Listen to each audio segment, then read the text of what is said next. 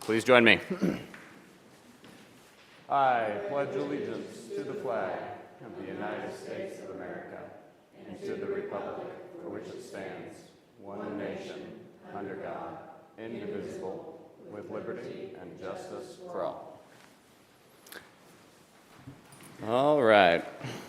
Next, we'll move on to the roll call. Madam Clerk, you call the roll, please. Commissioner Nolte? Commissioner Thompson? Here. Commissioner Carpenter? Here. And next, we will move on to approval of the agenda. And I think we've got at least one amendment here that I'll propose to move the invoice payments 2022-394. If I could. Yes, please. Thank you. Actually, we'll leave Resolution 2022-394 on the immediate action. What we would like to do is add to the agenda Resolution 2022-395, which is at your place. I see. And we would ask that we move that to the end of the last item under regular session.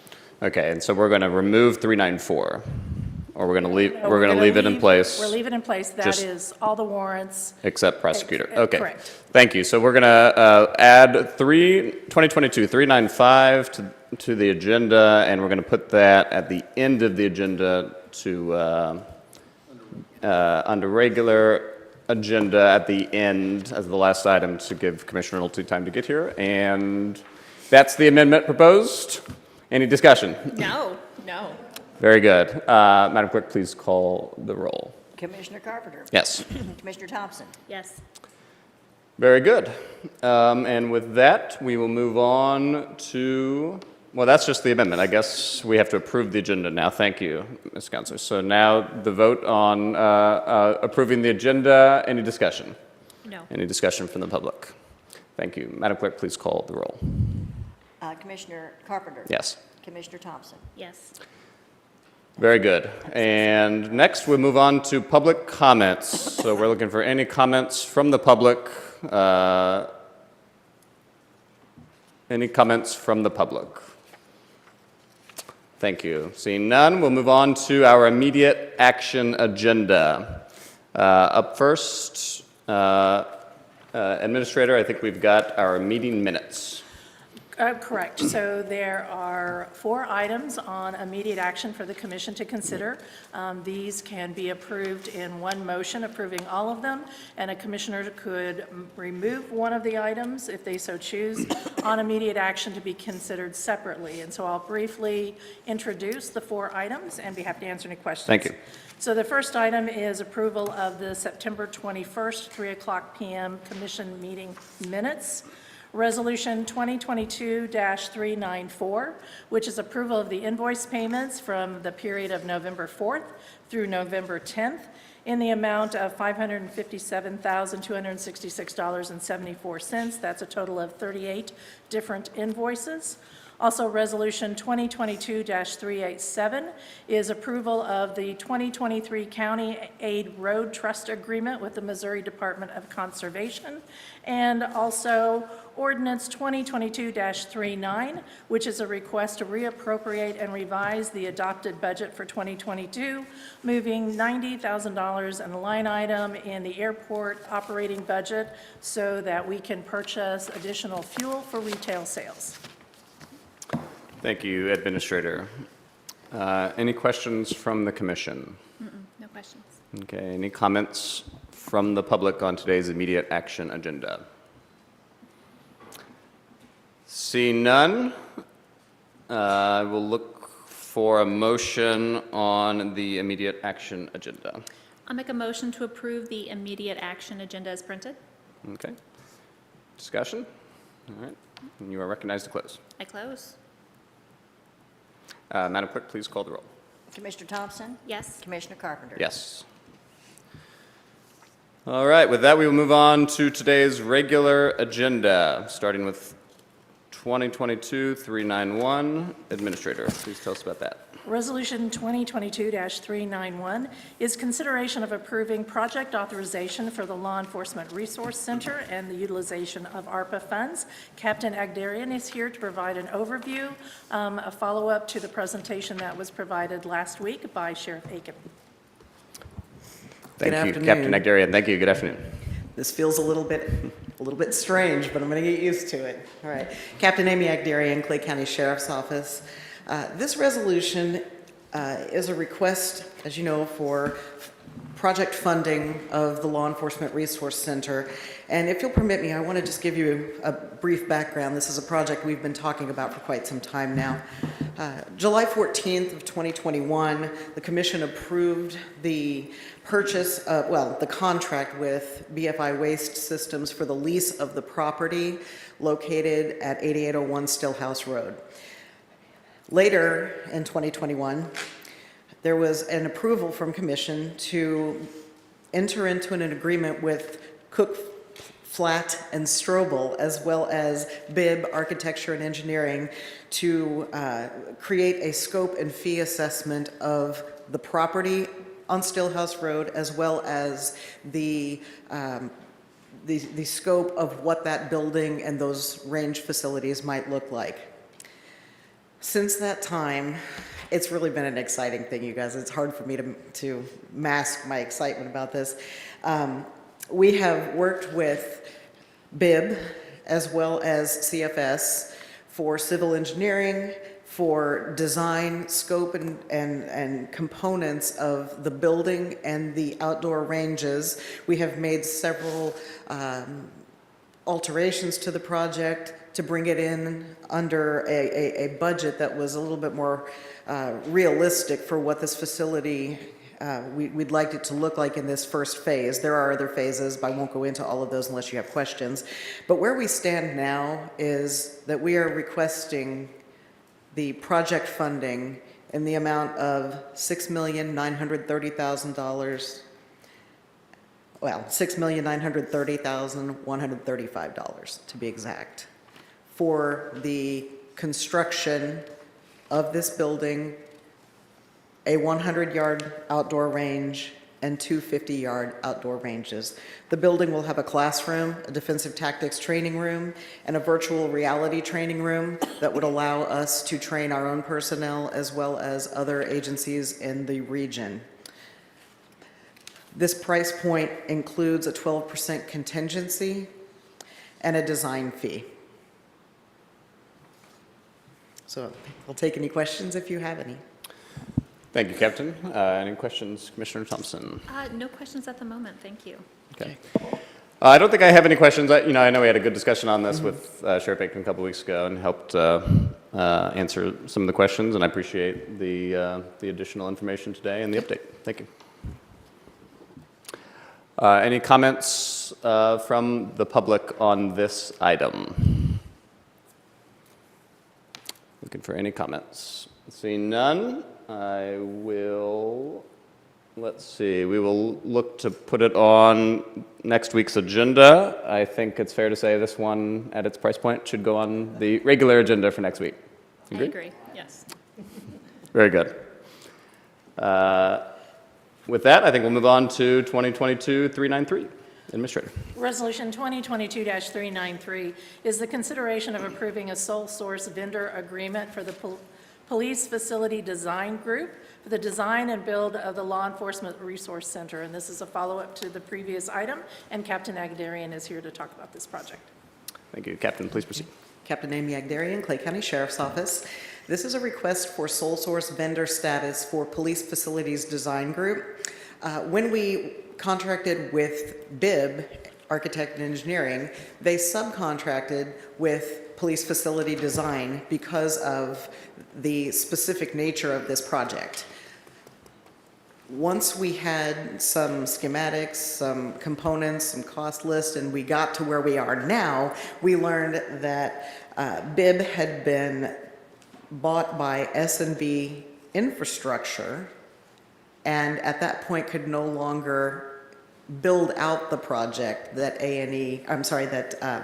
that BIB could have. So we find ourselves in a situation where I'm now working with purchasing to put out an IFB to find a contractor, but we would like to maintain a relationship with Police Facilities Design since they've already done so much work on this project already. Understood. Thank you, Captain. Questions from the commission? Comments?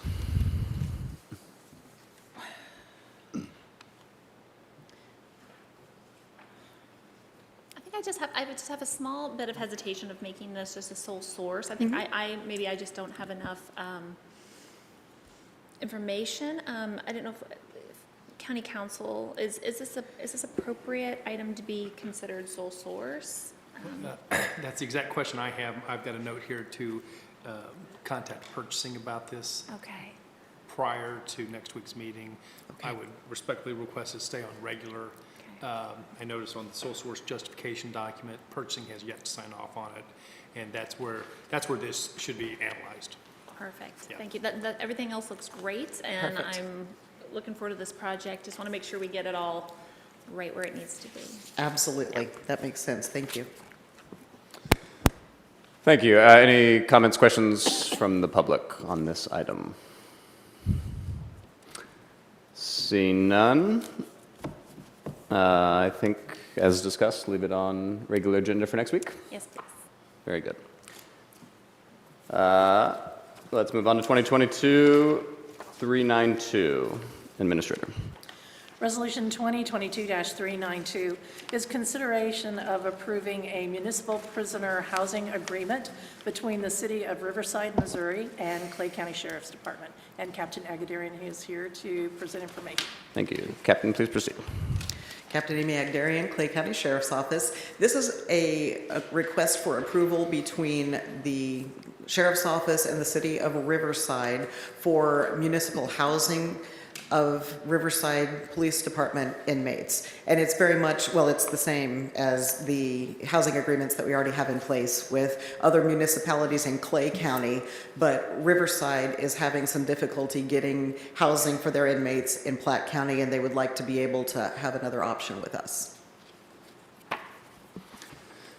Thank you. And is the agreement, the dollar figures per day, that kind of thing, identical Yes. to the agreements we have with other municipalities here in Clay County? Correct, yes. Okay. Thank you. Any questions, Commissioner Thompson? Questions, comments? No questions, thank you. Okay. And then one additional question. I'm sure y'all have done the analysis. There's no concern around adequate space and being able to logistically handle Yes. we an can- increase. Yes, we can do that, and we know what the limits are. These Riverside inmates would just be brought in with the same set of requirements that other municipalities, and we just don't go over our capacity. Understood. Thank you. You're right. Any comments from the public? Questions, comments? Seeing none. Commissioner, do you have a preference on regular agenda or consent for next week? If I'm fine with consent with this. Okay. I'm good with consent as well. Thank you. Administrator, let's move on. We've got a grouping of items here, 2022, 383, 384, and 385.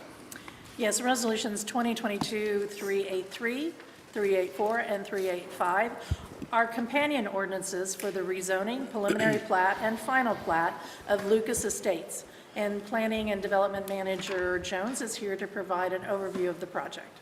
Thank you. Mr. Jones, please proceed. Kip Jones, Planning and Zoning Manager.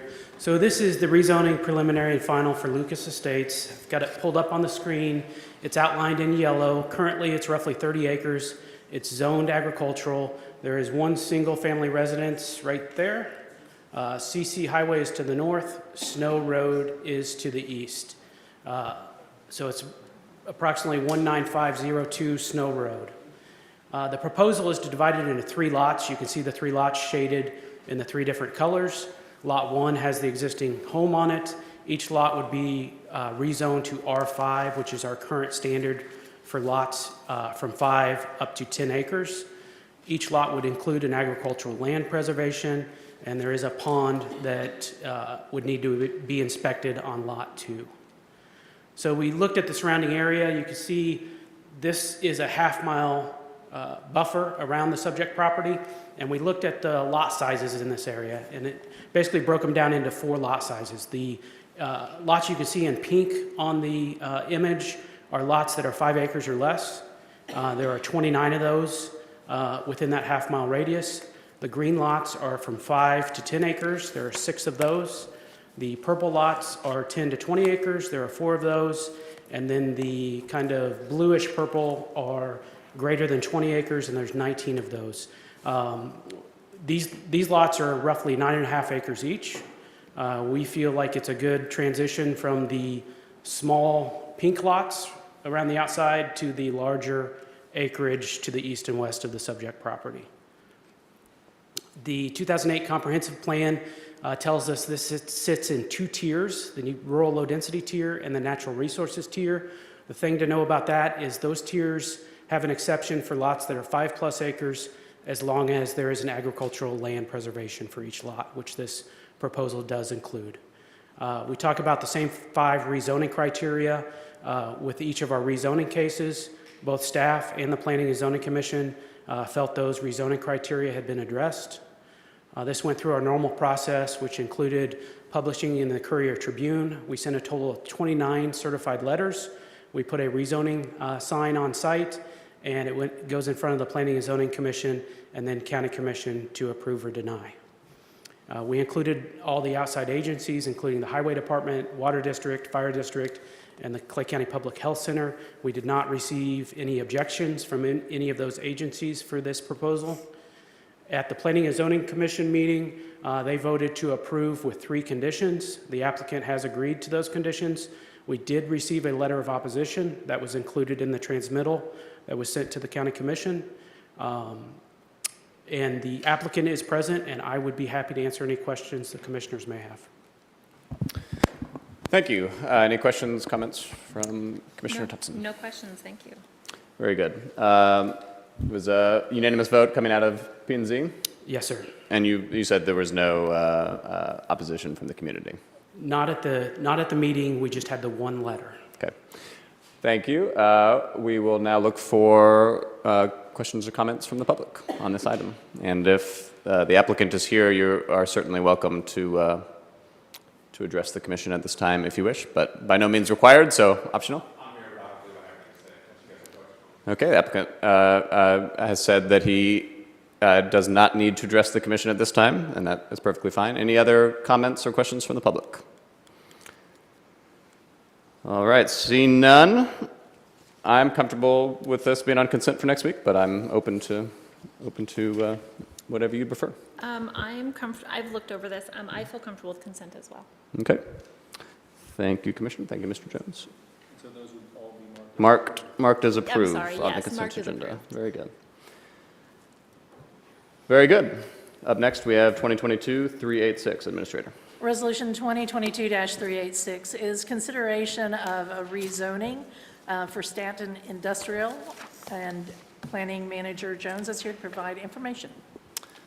Thank you. Mr. Jones, please proceed. Kip Jones, Planning and Zoning Manager. So this is just a straight rezoning. I've got the property pulled up on the screen. It is outlined in yellow. It's approximately 1.2 acres. It's currently zoned C2, which is a commercial zoning district. The applicant was approved for a conditional use permit for a billboard for this property, and it was rezoned to commercial in 1973. I wanted to show you the surrounding area because this is a unique area. I know I say that a lot, but this one is unique. Property is here, Missouri City to the west. This is the Cooley Lake Wildlife Area to the north and east. And this is 210 Highway that runs right here. And Old 210 runs, and there's a little spur off of Old 210, that serves this property. So we included some pictures because when we look at a rezoning for an industrial zoning, in my opinion, there's very few areas in the county where industrial or commercial in unincorporated Clay County is a realistic request. But this is one of those areas, we believe, because of the access to 210 Highway, so we're not taking any commercial or industrial traffic on local county roads. And then you can see these lots around it are all zone C2, or this is an industrial zone lot. that was approved earlier this year. If you remember, there was a case to allow barge traffic on the Missouri River. So it's right next to those as well. We have not received any objection to this. And then on this side street, it's become a dumping ground. And you can see that's actually a boat that's been dumped out there. So we're hoping, and the applicant is hoping, and I think MoDOT is hoping as well, that with a little more presence, some light out there, that this will correct some of those issues. We talk about the same 5 rezoning criteria. Now, going with the industrial 2 zoning, that's our most intense zoning, so it would allow any use within that I2 zoning district. The applicant's proposing to use it basically as static storage at this point, but if he chose to change that use, then he would have to come to planning and zoning, and we would verify that that use is allowed in the I2 zoning district. Both staff and the Planning and Zoning Commission felt these rezoning criteria had been addressed. This goes through the same process, published this in the newspaper, sent a total of 4 letters, because if you see, there's not a whole lot of neighbors to this property. So we sent 4 letters, posted the sign, and it went in front of the Planning and Zoning Commission as well. We have not received any opposition for this case, and the Planning and Zoning Commission voted to approve. Another unanimous vote with the one condition, which we've already discussed, which is notifying the Planning and Zoning Department of any use changes, and the applicant did agree with that condition. The applicant is present, and I would be happy to answer any questions the commissioners may have.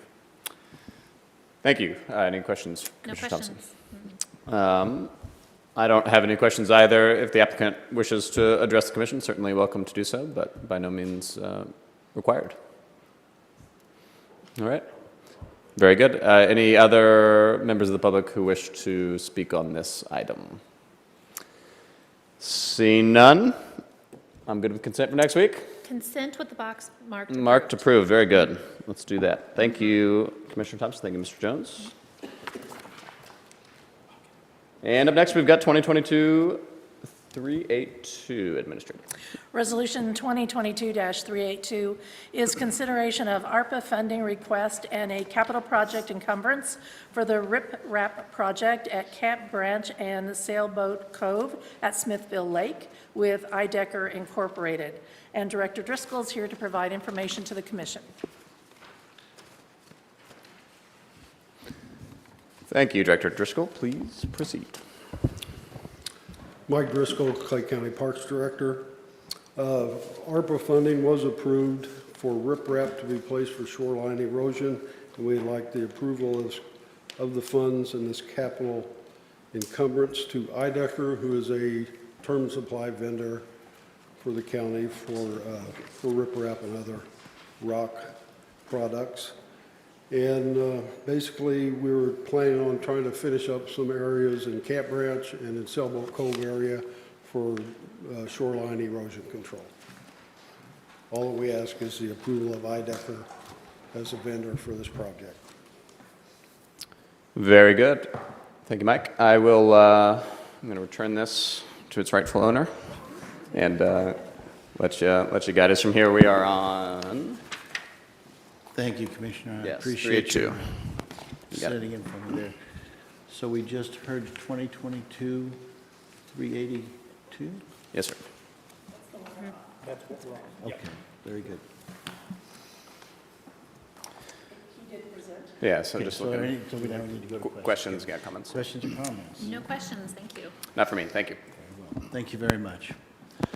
And that is encumbrance. I will, since I wasn't here for that part of the discussion, what is the pleasure of the commission?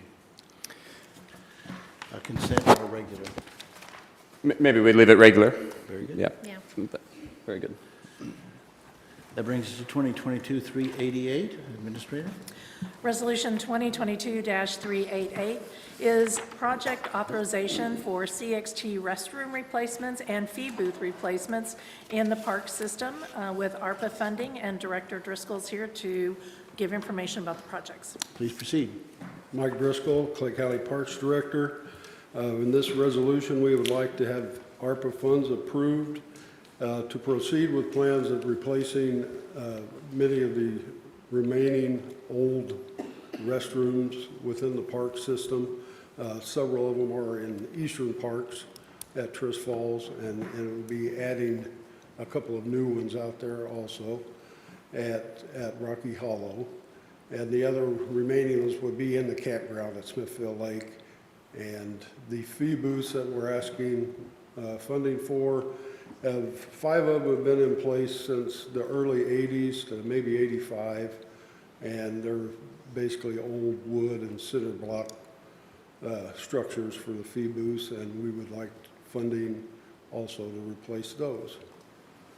And that is what this resolution would be calling for. Okay. Question or comments from the commission? No questions, thank you. No questions, thank you. So that would go on regular agenda? Or do you want the regular good? Oh, I would think so, yes, absolutely. Very good. In that case, 2022-388 will go on the regular agenda for our next meeting. That brings us to 2022-389. Administrator? Resolution 2022-389 is approval of ARPA funding and a capital project encumbrance for a stormwater infrastructure project at Branch of Holmes Creek at Northeast 112th Street. And Highway Administrator Terry Griffin is here to provide information about the project. Please proceed. Terry Griffin, Highway Administrator. This is a funding request for engineering services for the project that the administrator just described. It will, preliminary engineering assessment at this location recommended that an eroded stream channel be realigned and a failing box culvert that's poorly aligned to the stream itself at this point it's also failing, but that it be replaced. Veenstra and Kim, one of the county's on-call engineers, has been chosen to design a resilient road stream crossing and the realignment of the stream channel, as well as armoring of the bank and so forth to prevent future damage. The total cost on this project includes both design and construction engineering services. Thank you. Any questions or comments? No questions for me, thank you. No questions, thanks. Very good. 2022-389 for regular agenda? I support regular, yep. Yeah. Okay, very good. That brings us to 2022-390. Administrator? Resolution 2022-390 is approval of ARPA funding and a capital project encumbrance for a stormwater infrastructure project at Fishing River and Nation Road. And again, Highway Administrator Griffin will provide information to the commission. Please proceed. Terry Griffin, Highway Administrator. This is a funding request, as the administrator indicated, for engineering services to design a stormwater project. You may remember this project. It is the one where uncontrolled stormwater severely damaged a stream bank that's about 250 feet long and 35 feet high, as well as wiped out, and the collapse of that also damaged a roadway and forced us to close a primary county road that needs to be opened again. This project will provide erosion and damage control, as well as trying to reinstate the road and putting it back in place.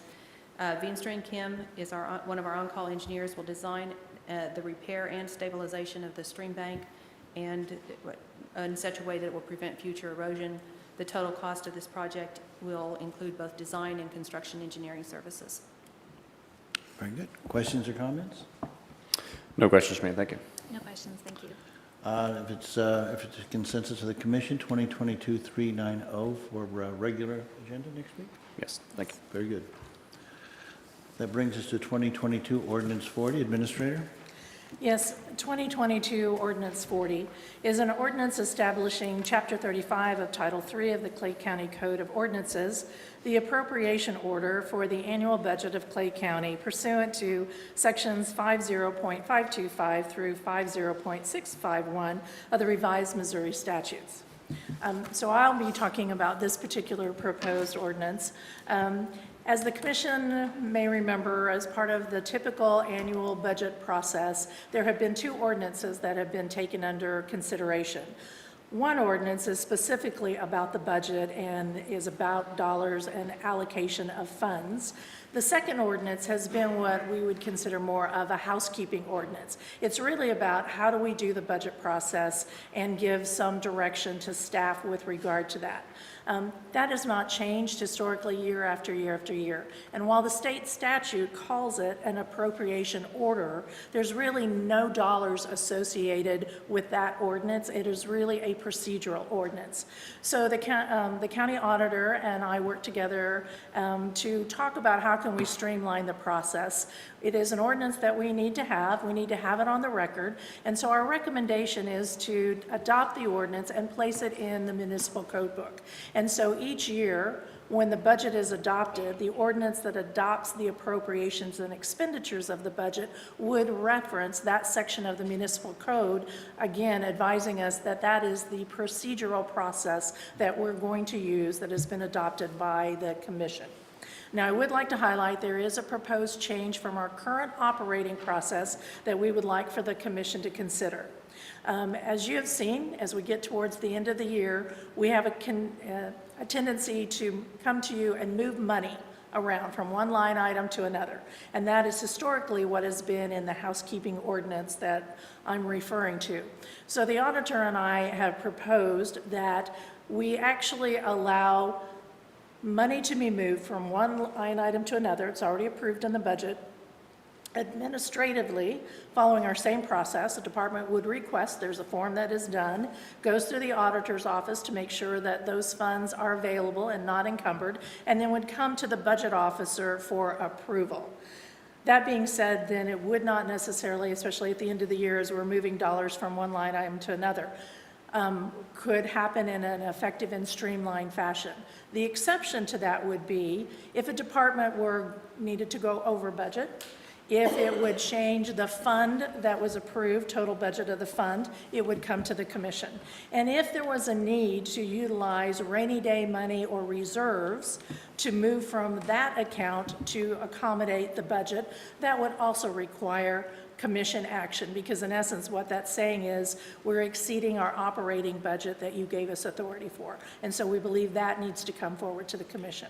Other than that, everything else that is in this proposed ordinance follows what has been historically adopted by the commission.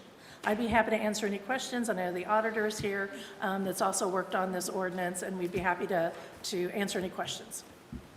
Thank you. This has been batted around a little bit. I think the example that you were given, just to give it a tangible example, was that in the case of, say, if the sheriff's department needed more fuel for their cars, that would be something that could be done in a more expeditious manner, which I think is a good thing. Is there a provision in there for to inform the commission as that process goes forward? Because I think that would be a positive thing. We certainly have not called that out. We could add that to the procedure that says when those transfers occur, that we would provide a written report to the commission when that happens. And just for an informational purposes, absolutely, we can add that. No, I think that would be something also that would allow us to be able to track what's going on. I think the example that we had talked about, which I just related, is one that's pretty obvious, and it's a very logical way to go. I just want to make sure as we get into maybe less straightforward transactions that we're not, that we've kind of thought that through a little bit, and at least we can say, yes, we were aware of it. And I'm thinking of things that, if we have like a project that maybe starts to overrun and we can transfer money from one part of the budget to the other.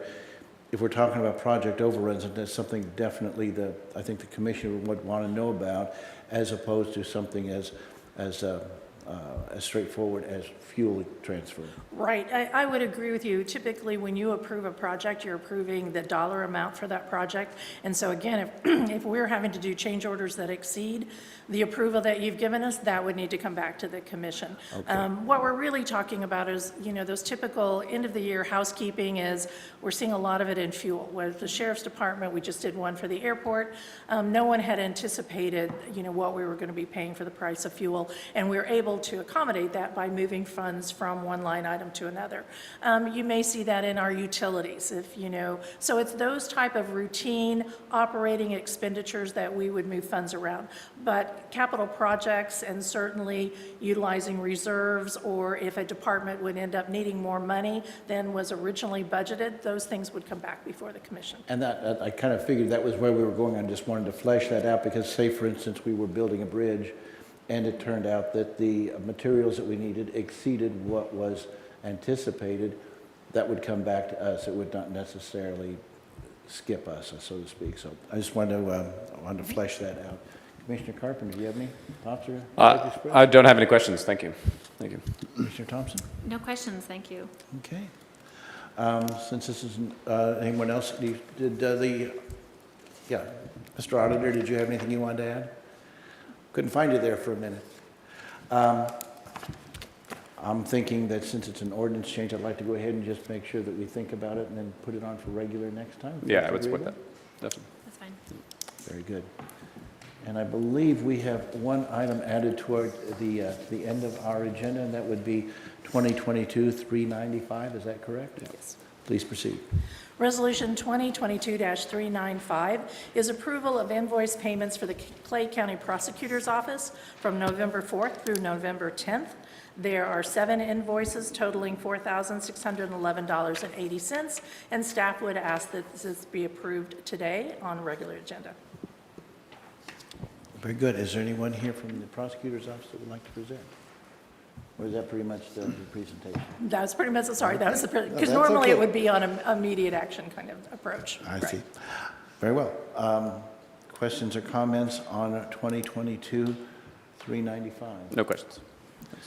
Is there anyone present wishing to comment on this issue since we're putting it up for a vote? Seeing none, is there a motion related to 2022-395? I would move that we approve 2022-395. Motion has been made for the approval of 2022-395. Further discussion, seeing none, you'll recognize the close. I close. Please call the roll. Commissioner Carpenter? Yes. Commissioner Thompson? I'm going to recuse myself. Commissioner Nolte? Yes. That brings us to the end of our regular agenda. Is there a motion related to those items that we have heard up to this point? Commissioner, I will take a stab at it. I don't know that I was marking them as I was going, but I think I remember. So I would move that we put the following items on next week's regular agenda: 2022-391, 393,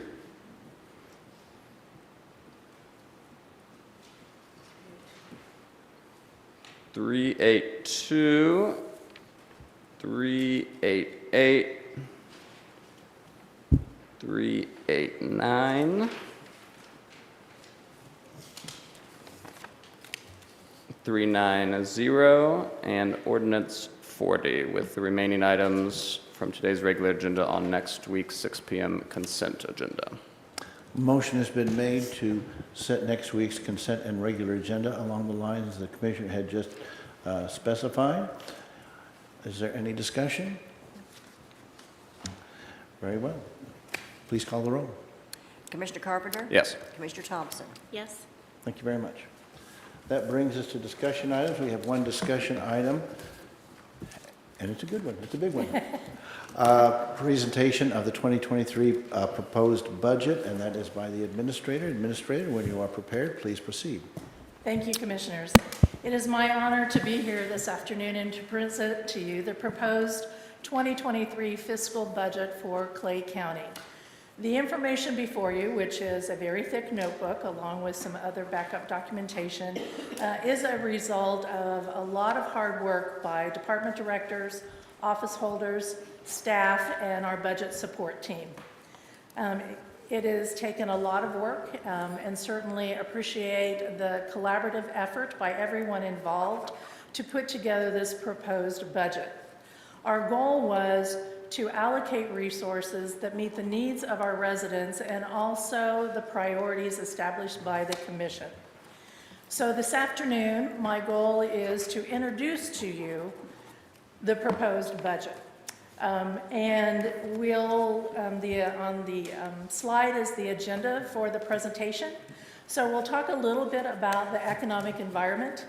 We'll take a look at the 2023 considerations, including the Commission's priorities. I will give an overview of the proposed countywide 2023 budget with some highlights of the additions proposed in the budget, along with reviewing the budget calendar. So the first thing when we start out and start looking at preparing a budget is, what is the economic environment? And how do we respond to the changing economic environment? And that's certainly been somewhat of a challenge over the last couple of years. On this slide, there's a list of all the various economic indicators that we evaluate and look at as we sit down and start preparing revenue projections for 2023. I'm happy to say that the first couple of items on the agenda actually add a positive aspect to the economic environment that we're facing, and one of that is new construction. Clay County continues to grow in residential and commercial development. We have had steady growth over the past several years, and we expect that to continue. Now, that being said, we would say that last month we did see a decline in new housing permits, but not just in Clay County, but the entire Kansas City region. And so again, looking at a lot of these indicators that are on the slide, we believe have an impact about what we're seeing in the housing market. However, we do believe it will still remain strong, and we will continue to have the steady growth that we've had for the last several years. Investment income is a positive for the county. We are seeing a higher interest rate in our investments, and we certainly book those revenues and utilize those in our operating budgets. Unfortunately, the remainder of the list that you see on the slide have somewhat had a negative impact and are constantly changing and evolving in the economic environment. And certainly the first one is inflation. We know our residents, we know our businesses, everyone is feeling the impact of inflation. You're seeing it at the grocery store, you're seeing it at the gas pumps, you're seeing it in anything that you go out and purchase. Our businesses are seeing it in purchasing their supplies and their commodities, and also the contracts in which they're engaging to operate their businesses. You know, we've seen high inflation the last several months. They've been over 8%. Some have been very close to 9%. And the county's budget is not any different than our individual budgets, our residents' budgets, you know, or our businesses. We too are feeling the impact in our commodities, in our contracts for services. The next item is consumer confidence. And I would say that's very important to us. And consumer confidence is, in essence, what it says is, how do consumers feel about the economy? And I will say that it is an all-time low. It is the lowest it's been since the 1960s. And that plays into the aspect of how confident are individuals and businesses about buying those big ticket items, whether it's appliances or a new car, or are they saving their funds? And so we monitor that and what consumer confidence is doing, because it plays very much into the next item on the slide, which is sales tax and use tax. And for the audience, use tax is in essence also what we call an internet sales tax. That is paid when individuals purchase on the internet. And it's certainly very volatile. Now, I would say Clay County, like all the other jurisdictions, when COVID hit a couple of years ago, we all were very concerned and thought that our revenues and our sales tax would see a substantial decline as people were staying at home. But to our surprise and everyone else's in municipal government, we actually saw an increase in our sales tax. And we actually saw a much larger increase in our internet sales tax. So while people were at home, they were shopping on the internet or they were supporting our local businesses. Many of our home improvement stores saw a big jump in sales during COVID. Coming out of COVID in 21, we're continuing to still see growth in our sales tax and substantial growth again still in our internet sales tax. And so the question what we're trying to wrestle with is that the new normal when it comes to sales tax income with our internet sales exceeding growth of our local sales? We don't know yet. It's still a little bit too early to tell with regard to what a trend analysis is, but we're certainly keeping an eye on that. And it's very important for Clay County because sales tax and use tax is the major revenue source for our operating revenues for the county.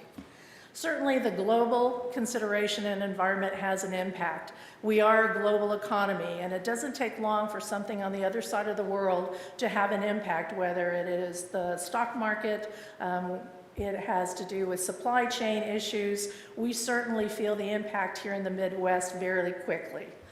And the last item on here is certainly something of very much interest to everyone, and that is the workforce market pressures.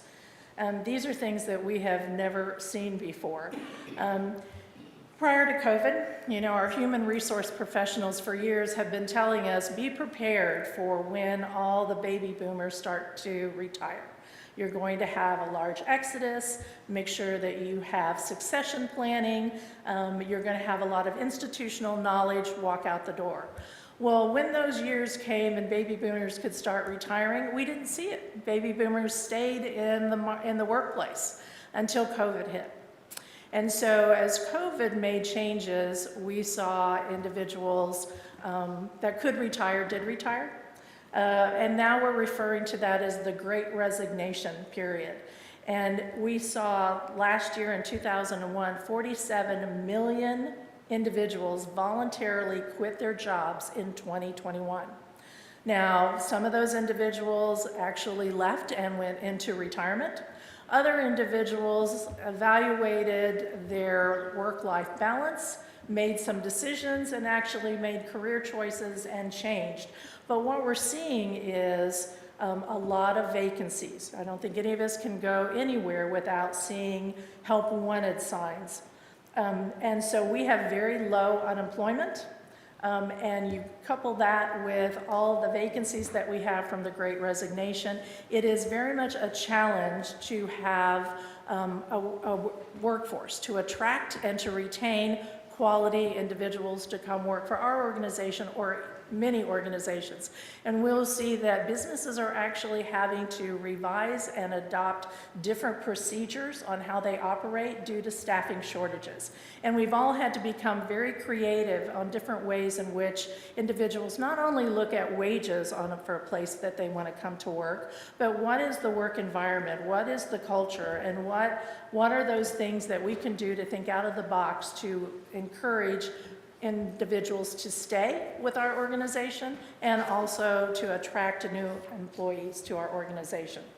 So all of these economic indicators were taken into consideration as we evaluated and prepared for the budget. And we've taken a very conservative approach, especially when it comes to projecting our revenues and our sales tax, because again, it is very volatile, and so much of our revenue comes from sales tax.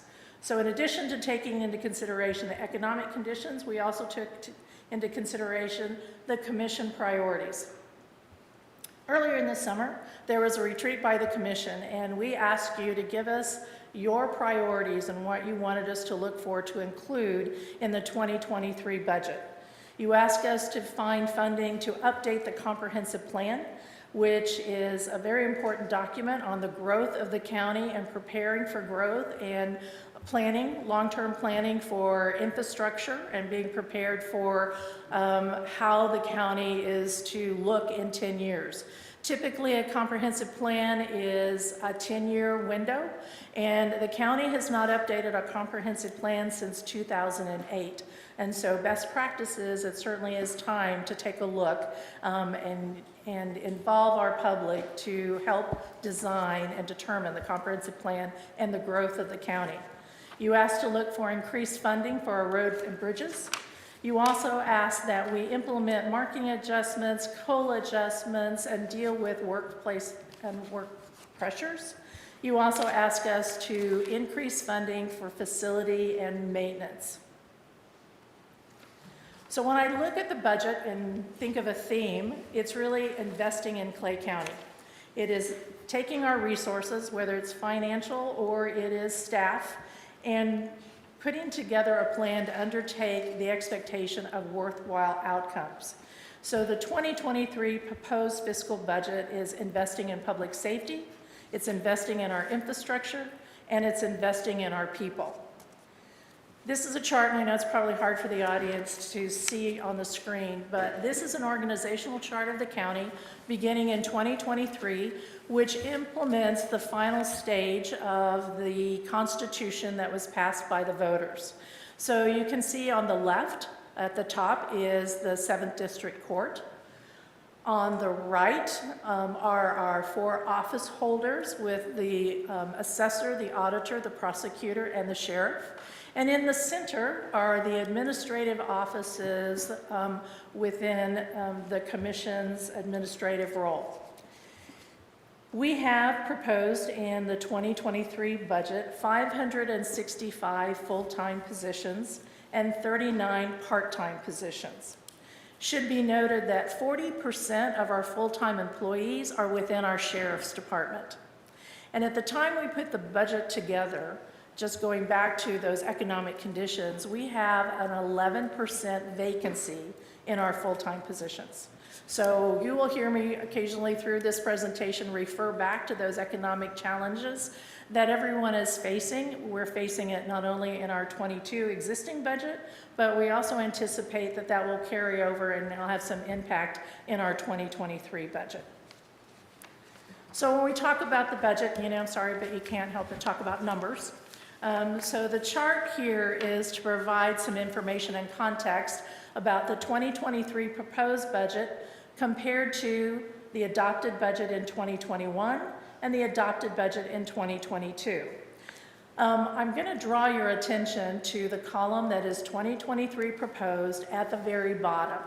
The total is $155.1 million. That is the total proposed authorized budget for 2023.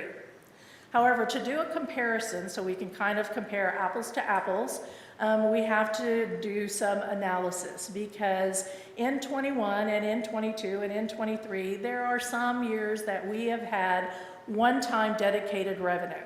So for example, in 21, 22, and 23, there are bond funding that was utilized and approved. It's in reserves and it was used for projects.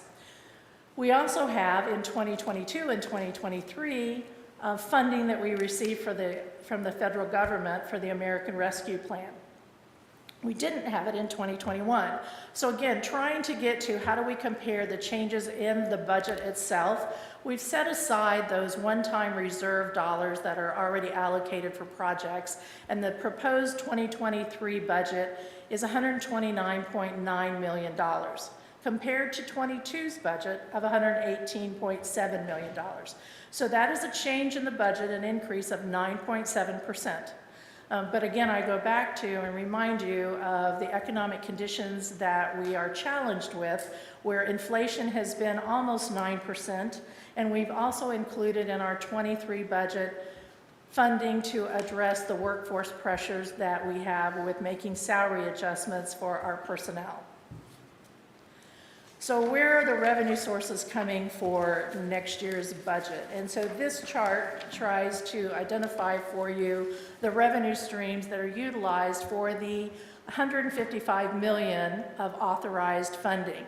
So 4% comes from property tax, 12% of it comes from fines and fees, licenses, and leases. We have 7% that are transferred, which is money transferred from one fund to another. 5% is for miscellaneous. We have 3% that's outside funding. 1% are retail sales because we do sell in some products like fuel. And 31% is from sales tax. And 37% are in reserve, such as those bond proceeds and ARPA funding that I mentioned on the first chart. So looking at the revenue sources, it's very clear for the county that our major revenue fund is sales tax. So we want to kind of take a little look at sales tax and take a little bit deeper dive on those funds. So this chart, the column on the left tries to break out and to demonstrate for you the 3 different categories of sales tax that we have. The total projected sales tax for 2023 is $47.49 million. The general, which is the blue section of that first bar chart, is estimated to be $33 million, and that is general sales tax. The county has 2 general sales tax that total together, I'm trying to think how much, 3/4 of 1%. And so into 2 different sales tax, and that generates the $33 million for general sales tax. We also have a law enforcement sales tax that is 1/8 of cent sales tax. It is specific for law enforcement and goes directly into the law enforcement fund budget. And then we have use tax, the internet sales tax, which is equivalent to 7/8 of 1%. And we utilize those funds and they go into our capital funds for capital projects and capital equipment. The second bar chart tries to give an illustration of the general sales tax. So while we have the $9 million of use tax that goes to capital, we have the $5.4 million of law enforcement sales tax that goes specifically to the law enforcement fund. The $33 million of general sales tax goes to various funds throughout the county's operations. And so the bar chart on the right tries to demonstrate the percentage of the general sales tax and where it goes. So 52% of the general sales tax goes to the general fund. That's about $17 million. Road and Bridge gets 7.2% of the general sales tax. Parks gets 1.4%. The law enforcement fund gets 27.2%. So in addition to the special law enforcement sales tax, also gets 27% of the general sales tax. We have 2% of the general sales tax that goes to the emergency communication, the 911 fund. We have a small, less than 1% that goes to the law enforcement capital reserve fund. And then we have 10% of our sales tax that goes into the TIF fund, which is obligations for economic incentives. I would like to highlight that when I said 52% of this sales tax goes into the general fund, which is $17 million, when we start talking about the general fund and transfers, $9 million of that $17 million is also transferred out to other funds to help with their operating budgets. So I know it gets a little confusing about the sales tax, and it's going to try and follow the grid. The pie chart on the left tries to simplify the sales tax. So again, $47.49 million is anticipated in next year's budget for sales tax. So whether it is specific for capital, whether it's specific for law, or the general sales tax that is split up between funds and the transfer that the general fund does to all the funds, this pie chart indicates to you how the sales tax overall is distributed. So 46% of the sales tax coming into the county goes into law enforcement. 17% of the sales tax stays in the general fund. 5% is in road and bridge, 1% is in parks, and then you see some of the others that are there on the pie chart when it comes to capital and the TIF and then the emergency communications. The other revenue source for the county is property tax. So in 2023, we're projecting $5.3 million in property tax.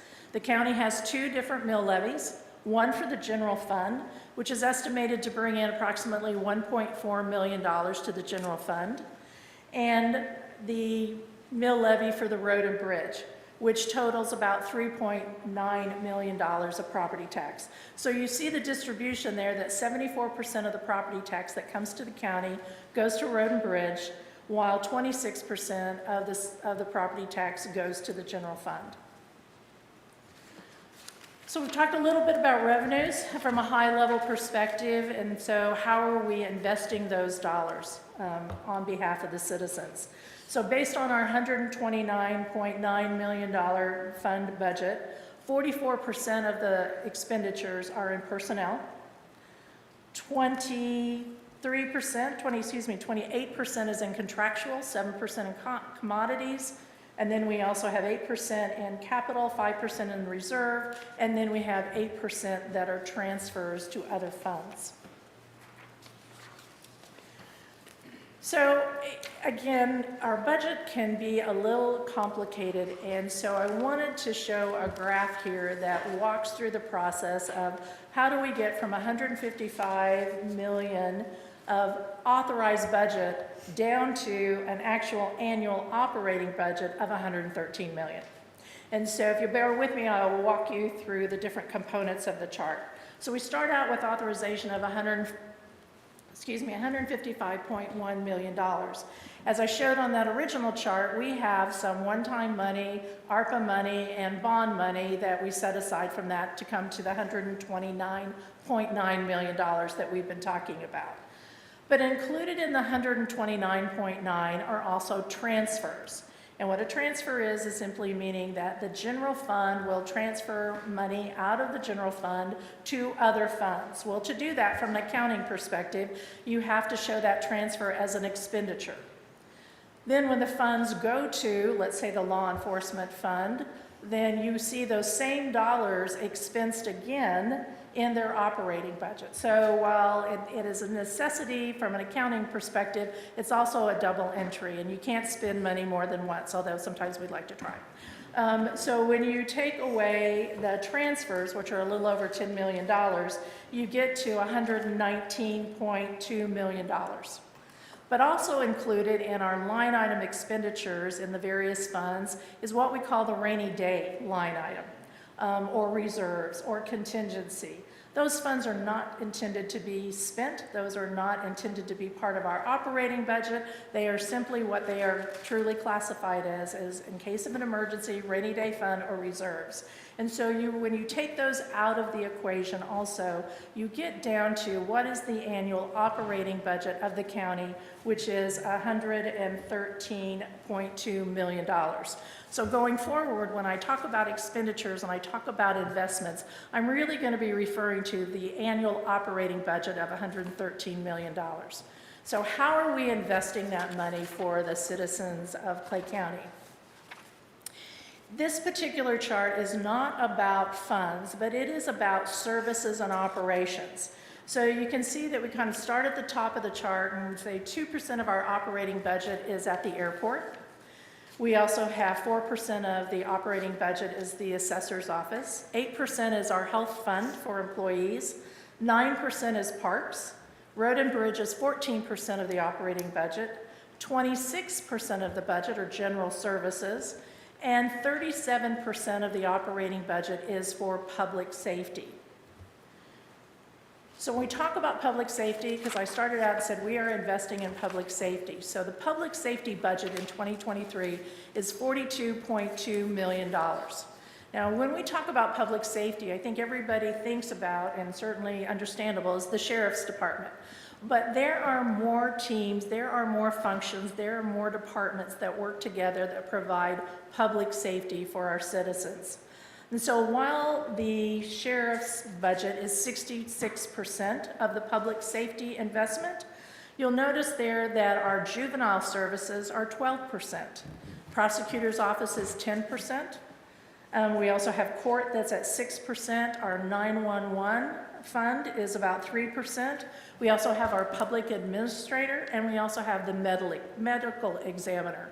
So all of those services are part of our public safety budget and provide public safety for the citizens and visitors of Clay County. When we look at the budget of public safety, those are the services and departments, but what does it break down to? How do we spend the money? So from an expenditure standpoint, for the $42.2 million, 71% of that is spent on personnel. We are in the people business. That's how we provide public safety.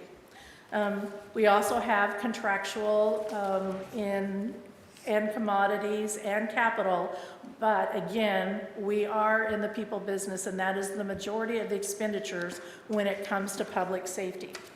So some of the highlights on what we're doing to invest in public safety in 2023, we are fully funding the sheriff's phase 2 of his pay plan. We are fully funding the prosecutor's restructuring and pay plan for his positions. We are funding new positions in 2023, and the only new positions in the budget in 2023 that are being proposed are in the public safety services. So we have 2 deputies for the impaired driving enforcement unit.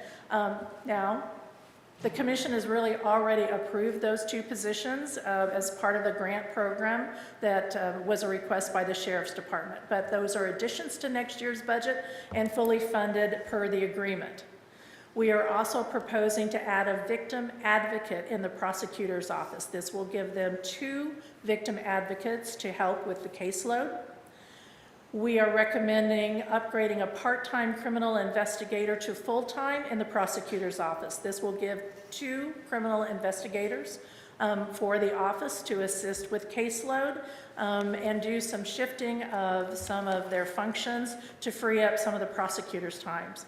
We're also recommending 2 additional deputy juvenile officers, also increasing the part-time deputy juvenile hours so they could add 2 additional part-time deputies and increase the number of hours they had available for part-time positions.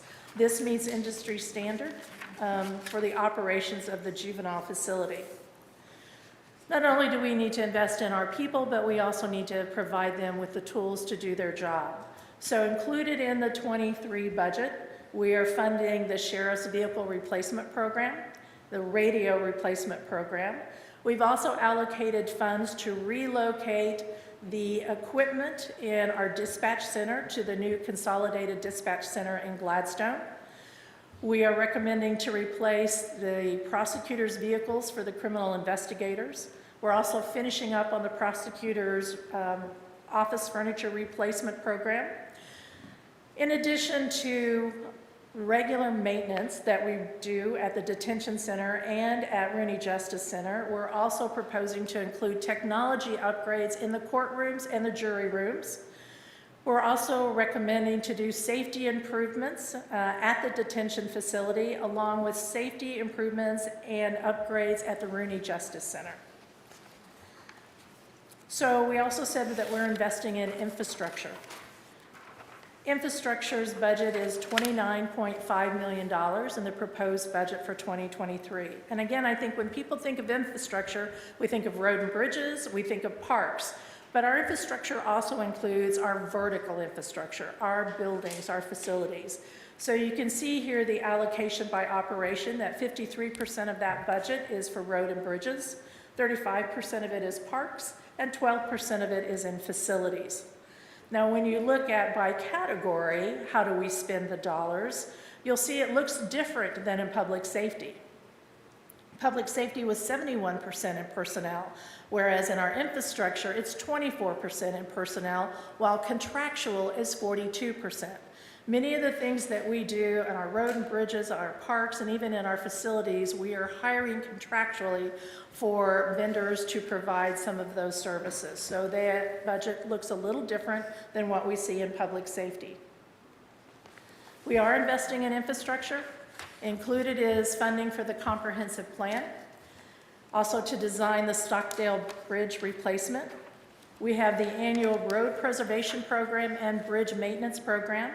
We're recommending to do box culvert maintenance program, and we're recommending that we utilize ARPA funding for that, and we'll be talking about that a little bit more. We're recommending to do an upgrade to a fuel pump system, also to do a force main pump station improvements at the Crows Creek Lagoon. We're recommending that we repair the roof at the sign shop out at the highway department. We actually have leaks that are actually over very expensive pieces of equipment that we have, that we make signs with.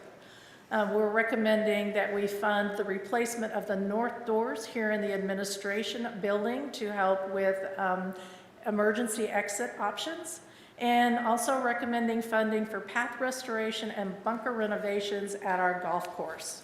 So those are some of the projects that we're highlighting. We also have investment in equipment. We're funding the vehicle replacement program for both highway and parks, also mowers for both the highway and parks. We have replacement program for our pontoon and fishing boats that we have at Smithville Lake that we rent out. Also replacing some of our heavy equipment for road work. We're adding to the fleet by adding a front-end loader. And we're also proposing and recommending the construction of a material storage facility for a golf course so that we can have a better life expectancy out of our materials. And we're investing in our people. As I mentioned when I talked about public safety, we're fully funding the sheriff's phase 2 of his pay plan. We are fully funding the proposal by the prosecutor in restructuring his office and his pay plan. And for all other departments, we are recommending a pool of 8% for market adjustments and COLA adjustments and to deal with compression issues to help us with our recruiting and retaining of our employees. We've also funded our technical training and our supervisory training for our personnel. And I would say, if I would say anything about when it comes to workforce issues, is we must be flexible. And who knows what is going to happen in 2023, but we need to stay as flexible as we can and responsive as we can to ensure that we can retain our quality employees and to fill our vacancies that we have that puts the drain on our existing employees. So all that being said at a high level, how does it really play out for the operating budget? And you see here a very colorful pie chart with all the different funds. There are 14 different funds listed here on the pie chart. And so again, our major operating funds, the general fund is 27% of the overall operating budget. Law enforcement is 22%. Road and bridge is 9%. Parks is 6%. And our use capital, 3 capital category funds represents 11% of the operating budget. And while I say that there are 14 different funds up here, at the very top, and I'm sure it's very hard to see, there's a miscellaneous fund that represents 2% of the budget. And I think it's worth noting that in that miscellaneous grouping that I made, that actually represents 14 additional funds. So we have a lot of funds, basically 37 total, that are managed. Some of those are required statutorily, and they're very small funds, but it is a requirement that we track those funds separately, and which we do. So when we look at the operating expenditure overall for the county, 51% overall is spent on personnel. Again, not uncommon with public entities. We are in the people business, and that's what we do to provide services to our citizens and to our visitors. 32% of the budget is contractual, 8% are commodities, and then you see 9% for capital. So just a little bit of a recap from the commissioner's priorities. You asked to update the comprehensive plan, and we funded $250,000 for that project. You asked that we increase funding for road and bridge, and the road and bridge budget increased by 34%. You asked that we look at salary adjustment, market, and COLA for employees. We funded the sheriff's pay plan, the prosecutor's pay plan, and for all other departments funded an 8% adjustment for wages and compression. And we are increasing the parks budget by almost 4% and facilities budget by 10%. So this is a very high level of a very big project when you're talking about adopting a budget. So tonight was to do an introduction and to give you an overview of a county-wide budget.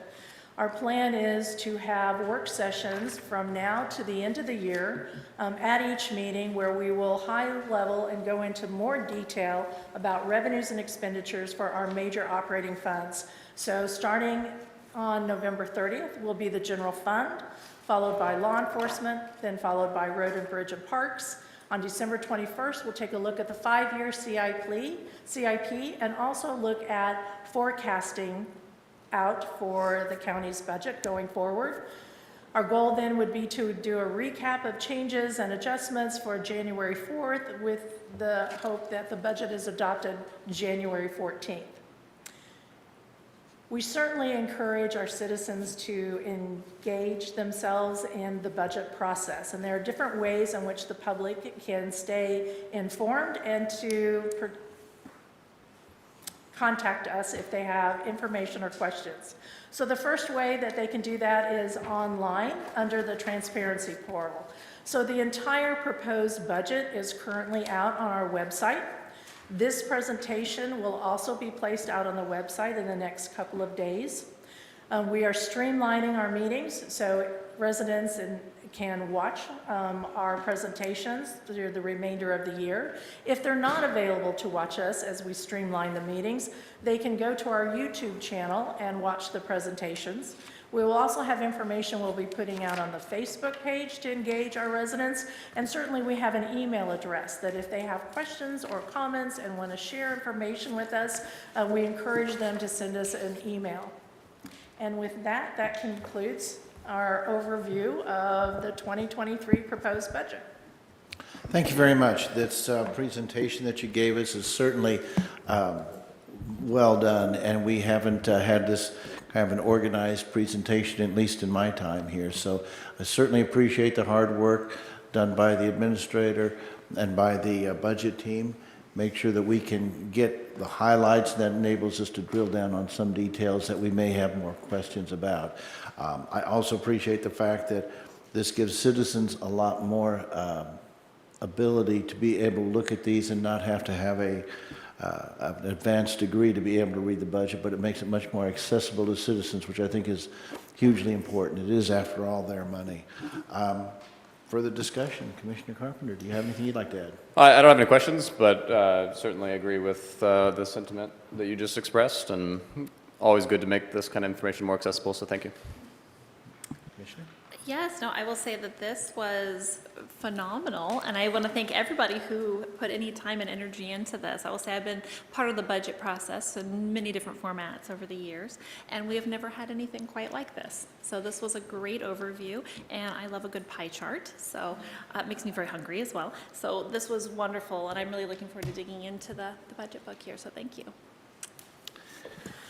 If I could, Please, go certainly I ahead. started out by thanking, there are a lot of people, and so I don't want to list by names because I would miss somebody, but certainly, you know, the department directors and their staff, we had significant number of budget meetings, and I certainly want to reiterate, this is my first budget with Clay County, so they will tell you I had a lot of questions, and they were great in helping me understand their budgets, answering a lot of questions, being very responsive, and as with any budget, there are more requests than there are funds. And so I really appreciate the collaborative spirit that everybody came to the table in trying to address the needs and serve our citizens to the best that we can. So I appreciate everybody's help. Thank you. Last thing I think I'd like to add is, as everybody knows, we are going to be moving to our 7-person commission at the end of this year.